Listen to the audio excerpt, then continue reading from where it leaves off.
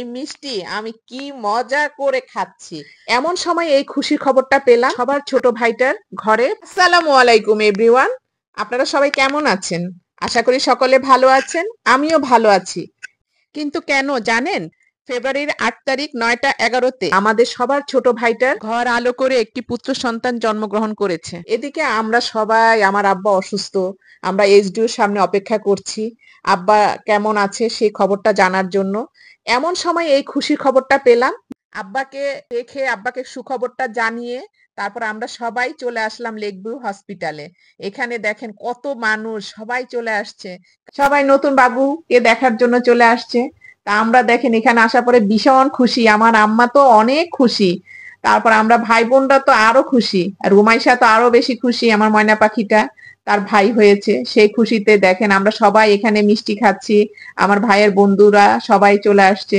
তো সবাই মিলে আমরা খুব আনন্দ করছি, আবার মনটাও খারাপ, এদিকে আব্বাও অসুস্থ, সবকিছু মিলিয়ে আসলে বলে না দুঃখের পরে সুখও থাকে, মানে আনন্দটাও আমরা পেয়েছি। রুমেশা, তোমার কেমন লাগতেছে? তোমার ভাই অনেক খারাপ লাগতেছে আমার মায়ের আরে মায়ের জন্য অনেক খারাপ লাগতেছে।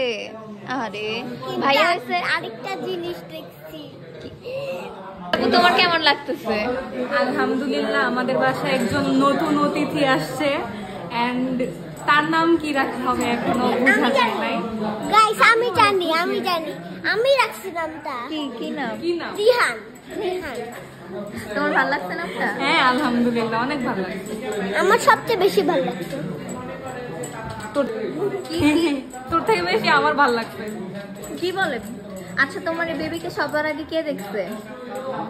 যে ক্যামেরাম্যান কে, নাম কি বলো? আছে। তুমি জেলাস? রাত অনেক হয়ে গেছে, এদিকে বেবি আর বেবির মাকে অবজারভেশনে রেখেছে, তাদেরকে আমরা আবার কালকে দেখব। আজকে যেটুকু দেখার দেখেছি।